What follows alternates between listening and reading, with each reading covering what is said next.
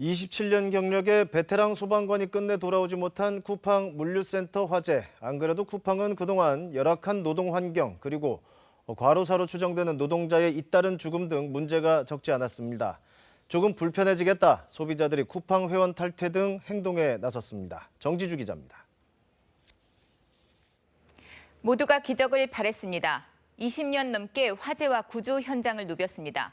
베테랑 소방관이었기에 돌아오기를 더 간절히 기다렸습니다. 하지만 끝내 기적은 일어나지 않았습니다. 가족과 동료 품으로 영원히 돌아오지 못했습니다.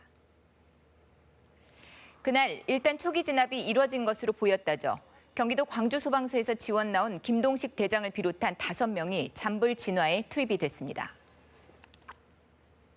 너무 가깝게 가지 마시고 화재 진압하시면서 몸 조심하시라고 이렇게.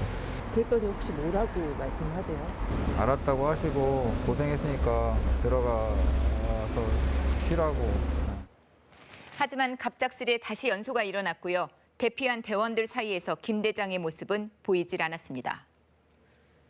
선두로 진입했던 김 대장은 탈출 대열에서는 맨 마지막에 있었다죠. 결국 탈출하지 못했습니다. 유독가스와 열기로 가득 찼던 지하 2층이었습니다. 김 대장은 일반적으로 20분 정도만 버틸 수 있는 산소통 하나를 메고 있었다는데요. 불길 잘 안 잡혔습니다. 안타까운 시간만 흘렀죠. 그리고 토요일 오전 안전진단 이뤄졌고요. 바로 구조대가 투입이 됐습니다. 실종 47시간 만에 김 대장은 결국 숨진 채 발견이 됐습니다. 발견된 위치는 그 입구에서 직선거리로, 보행거리 말고요. 직선거리로 50m 지점입니다. 1994년에 입문했습니다. 27년 경력의 베테랑 소방관입니다. 늘 현장에 도착하면 다른 대원들이 다치지 않도록 주변을 한 바퀴 먼저 돌아봤다죠. 보낼 자신이 없어요. 우리가 못 보내겠어요. 너무 갑자기 갈 친구가 아닌 것 같았어요. 소방관들은 불을 보거나 구조 현장 가면은 또 앞에 나서서 들어가고 진입하는 게 맞는 거니까 대장님이 그렇게 먼저 진입을 하시고 후배들을 다 이끌어 주신 거에 대해서는 당연한 일이었다고 저는 생각이 듭니다. 그리고 쿠팡 단기 사원도 빈소를 찾았습니다. 방명록에 적힌 이름인데요. 고마움 또 미안함을 담아서 정성껏 쓴 듯합니다. 이분이 불이 난 현장에서 일했던 분인지는 알 수 없지만요. 그날 근무자들은 다행히 모두들 대피를 했다죠. 하지만 화재로 일터를 잃었습니다. 쿠팡 측은 상시직 1,700명에게는 급여를 정상적으로 지급하고요. 단기직을 포함한 다른 직원들에게는 쿠팡 사업장 다른 곳에서 일할 수 있도록 하겠다고 밝혔습니다. 로켓 배송으로 대표되는 빠른 배송을 내세우고 있습니다. 이커머스 대표 주자가 됐죠.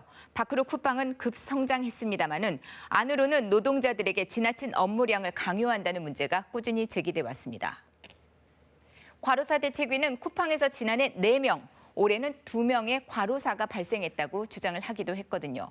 보안과 업무 방해를 이유로 물류센터 안에서 직원들은 휴대전화를 소지할 수도 없다고 하죠. 그래서 화재 직후에 신고가 이뤄지지 못했다는 주장도 나오고 있습니다.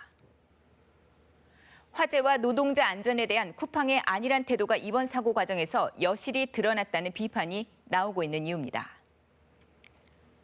로켓 배송보다 생명이 중요하다. 이제 쿠팡을 안 씁니다. 소비자들의 릴레이 이탈로 이어지고 있습니다.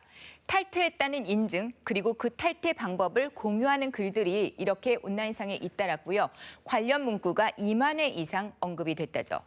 로켓 배송을 대체할 수 있는 국내 업체들 명단도 이런 식으로 공유가 되고 있는데요. 쿠팡 측은 일단 탈퇴 회원 규모 등은 구체적으로 파악해보지 않았다고 밝혔습니다. 화재 예방을 위해 모든 물류센터와 사업장에 대한 특별 점검을 진행하겠다고 덧붙였습니다. KBS 뉴스 정지주입니다.